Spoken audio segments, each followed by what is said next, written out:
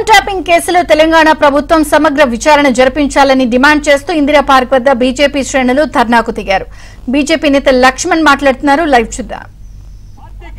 రాజకీయ పరంగా ఎలక్టోరల్ సమకూర్చిన ఉదంతాన్ని ఈ యొక్క వాంగ్మూలంలో విషయాలు బయటకు వస్తున్నాయంటే ఎంత నికృష్టమైనటువంటి దిగజారు చర్యలకు ఆనాటి ప్రభుత్వం పాల్పడిందో తెలంగాణ సమాజం ఒక్కసారి ఆలోచన చేయాలి.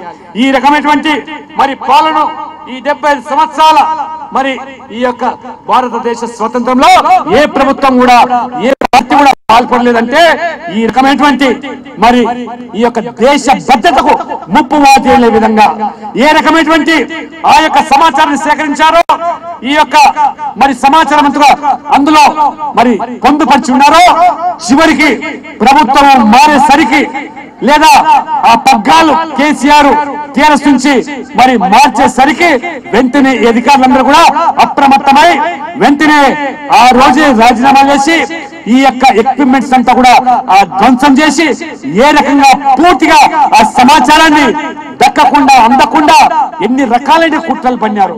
మొత్తం ఆ యొక్క ఎక్విప్మెంట్ లో మొత్తం ఆ సమాచారాన్ని కూడా ధ్వంసం చేసి ఏ రకంగా మూసి కాళ్ళలో పడేసామని చెప్పే రీతిలో ఉంటే ఇవాళ మీ యొక్క మరి ఈ చర్యలకు మరి స్వస్తి పలకడానికి తప్పించుకోవడానికి నిజంగా నిక్షిప్తమైనటువంటి దేశ భద్రతకు సంబంధించిన సమాచారం కానివ్వండి, ముఖ్యంగా ఈ తెలంగాణ రాష్ట్రం ఏదైతే శాంతి భద్రతలు లేదా ఉగ్రవాద దాడులు దేశంలో ఎక్కడ జరిగినా ఆ మూలాలు హైదరాబాద్ లో తేలుతా ఉంటే లేదా మరోవైపు వామపక్ష తీవ్రవాదం కానివ్వండి జిఆర్ఈ ఉగ్రవాదం సంబంధించి పూర్తి సమాచారం కూడా అందులో నిలిప్తమై ఉంటే దాన్ని సైతం కూడా మీరు ధ్వంసం చేశారంటే ఎటువంటి దేశ ద్రోహ కార్యకలాపాలకు పాల్పడ్డారో జాతి వ్యతిరేక శక్తులుగా ఈ పాలకులుగా ఉన్నటువంటి వాళ్ళు మీ ద్వారా చేయించారంటే వీరికి దేశం పట్ల గాని లేదా ఈ సమాజం పట్ల గాని వారికి ఎంత చిత్తశుద్ధి ఉన్నది.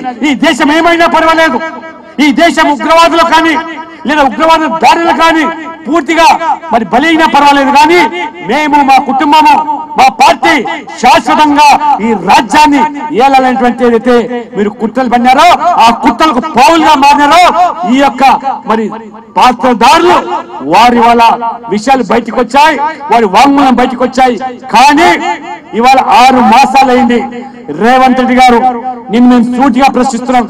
పదే అనేక సందర్భాలు చెప్పావు ఈ ఫోన్ ట్యాపింగ్ ఉదంతం వల్లనే నేను సైతం కూడా జైలుకి వెళ్లే పరిస్థితి వచ్చిందని చెప్పి నేను కూడా బాధితులని చెప్పిన నేను ఈ యొక్క మరి ఈ టిఆర్ఎస్ పార్టీ ప్రజా వ్యతిరేక చర్యలను వారి యొక్క అవినీతిని రాజీ పడని చెప్పిన నీవు ఇవాళ ఎందుకు ఇవాళ నిమ్మకు నిరత్తగా వివరిస్తున్నావు?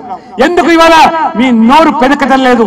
ఎందుకు ఇవాళ ఆ యొక్క వాంగ్మూలం ద్వారా సేకరించిన సమాచారం ఆధారంగా ఆ యొక్క మరి సూత్రధారులను ఎందుకు వాళ్ళ మీద చర్యలు తీసుకోవటం లేదు? ఇవాళ కేసీఆర్ అయినా హరీష్ రావు అయినా బాహాటంగా ఆ వాంగ్మూలంలో ఆ పేర్లు కూడా ప్రస్తావించారు ఆ అధికారులు.